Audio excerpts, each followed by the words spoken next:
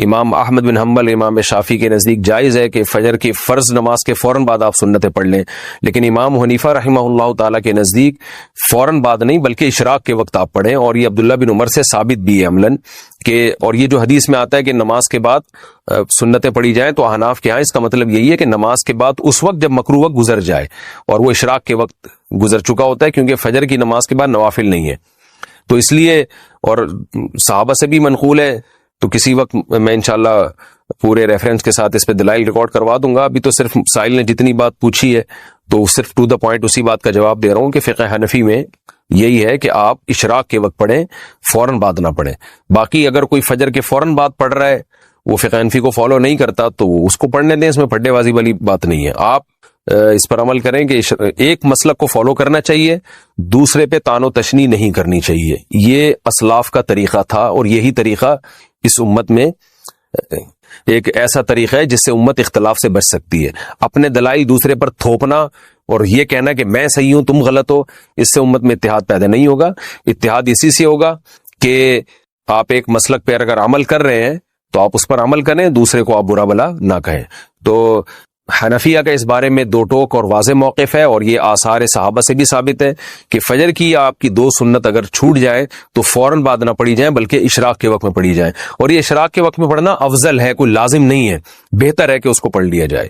فجر میں الارم نہیں بجا تو قضا کا گناہ ہوگا. اگر کوئی فجر کا وقت ختم ہونے کے 45 منٹ بعد فجر کی نیت سے جاگا اور اٹھ کر موبائل دیکھا کہ الارم کیوں نہیں بجا، پھر وضو کر کے فرض نماز کی قضا کی، کیا اسے بھی قضا کرنے کا گناہ ملے گا یا پھر یہ معاف سمجھا جائے گا؟ عارف شیخ انڈیا سے.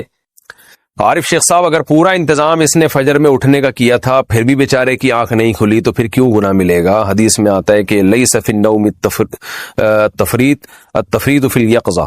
آپ صلی اللہ علیہ وسلم نے فرمایا کہ سونے میں کوتاہی نہیں ہے. کوئی آدمی اگر سو جائے اور آنکھ نہ کھلے، خود آپ صلی اللہ علیہ وسلم کے ساتھ ایسا ہوا صحیح بخاری میں کہ اس کو آپ صلی اللہ علیہ وسلم کی آنکھ نہیں کھلی، کیونکہ حضرت بلال جنہوں نے جگانا تھا ان کی آنکھ نہیں کھلی، تو حضرت بلال کی جب سورج کی کرنیں آپ کے چہرے پہ پڑی ہیں تو حضرت بلال کی آنکھ کھلی تو آپ نے سب کو اٹھایا. تو پورا انتظام آپ جاگنے کا کر کے سوئے پھر بھی آنکھ نہیں کھلی تو وہ معاف ہے. آپ صلی اللہ علیہ وسلم نے فرمایا کہ من نام عن صلاۃ او نسیھا فلیصلیھا اذا ذکرھا، کہ جو آدمی نماز سے سو جائے یا بھول جائے تو جیسی یاد آئے اس وقت پڑھ لے، جیسی جاگ آئے اس وقت پڑھ لے. تو اس کا مطلب انسان کے ساتھ یہ ہو سکتا ہے کہ آنکھ نہ کھلے اس کی. رات کو 3 بجے سو گئے تو پھر فجر کے لیے اٹھنا، مجھے فجر کے بعد پھر غریبی لگانی پڑے گی آپ کو. پھر 10 بجے اٹھو گے، پھر 10 بجے اٹھ کے تو آدھا دن تو ویسے ہی خراب ہو گیا. کام کا ٹائم تو صبح کا ہوتا ہے. میں نے اپنی زندگی میں دیکھا ہے کہ جس دن میں نے صبح 4 بجے اپنی ایکٹیویٹیز کا آغاز کیا نا، نیند بھی بہت تھوڑی، روزہ بھی رکھ لیا، اور دوپہر 1 بجے تک اتنے کام نمٹا لیے جو عام دنوں میں ایک ہفتے میں بھی نہیں ہوتے، اور اس کے بعد سارا دن فارغ. روزہ بھی، کیونکہ روزہ لگنا تو ظہر کے بعد شروع ہوتا ہے نا انسان کو. بھائی صبح تو ظہر تک تو آدمی ویسی غریبی میں نکال لیتا ہے. ہم کیا کرتے ہیں، غلطی روزہ رکھ کے سو جاتے ہیں. جب سو کے اٹھتا ہے نا انسان تو پھر وہ سارا دن اس کا نحوست میں گزرے گا. ٹھیک ہے نا، وہ طبیعت چڑچڑاپن پیدا ہو گیا، اور وہ نہ پان کھا سکتا ہے، نہ گٹکا کھا سکتا ہے، نہ چائے پی سکتا ہے. تو عجیب سے وہ بے برکتی. رسول اللہ صلی اللہ علیہ وسلم نے فرمایا بورک لامتی فی بکورھا، اللہ نے میری امت کی برکت صبح کے وقتوں میں رکھی ہے.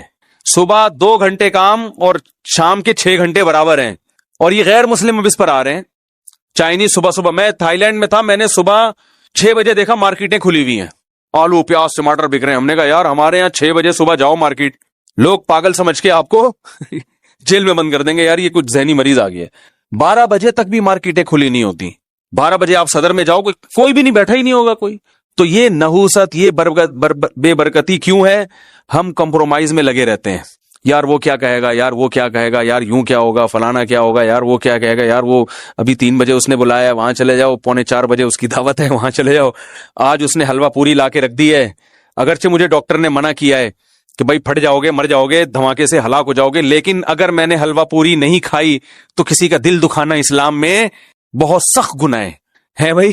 اسلام کسی کا دل دکھانے کی، ہارٹ اٹیک سے مرنے کی اجازت دیتا ہے، برین ہیمریج سے فالج ہونے کی اجازت دیتا ہے، قومے میں لقوے میں جانے کی اجازت دے رہا ہے، مگر اسلام یہ کبھی نہیں کہتا کسی مسلمان کا دل دکھاؤ. لے آؤ 2 پوریاں اور لے آؤ. بھائی ایسا ہی ہو رہا ہے نا، میں غلط کہہ رہا ہوں؟ اخلاق او بھائی، یہ والے اخلاق نبی نے نہیں سکھائے ہیں. یہ کون سے اخلاق کی بات کر رہے ہو یار؟ یہ والے تھوڑی سکھائے نبی نے. اصول پہ تھوڑی سمجھوتا ہوتا ہے. اخلاق وہ ہیں کہ کسی کے بچے کو لے کے آپ نے پالا, محبت سے پالا, یہ اخلاق ہیں. بیوہ عورت سے شادی کی, ان کے یتیم بچوں کو محبت سے لے کے پالا, زوجہ کے ساتھ پہ ہاتھ نہیں اٹھایا کبھی, بیوی کی کڑوی کسیلی باتوں کو برداشت کر لیا, ٹھیک ہے نا, اور اپنے دوستوں کی برائیوں پہ پردہ ڈالا, ٹھیک ہے نا. آپ صلی اللہ علیہ وسلم اس بات کو ناپسند کرتے تھے میرے سامنے کسی کی برائی کی جائے, آپ چاہتے تھے میں سب سے میرا دل صاف رہے. یہ ہے اخلاق. ہم نے اخلاق کا مطلب یہ لیا کہ جو منہ میں جو ٹھوس رہا ہے کھا لو, جو جس ٹائم پہ بلا رہا ہے مل لو, جو جب ملاقات کے لیے آ رہا ہے بیٹھ جاؤ, چاہے دوسرے اہم کاموں کی ایسی کی تیسی ہو جائے.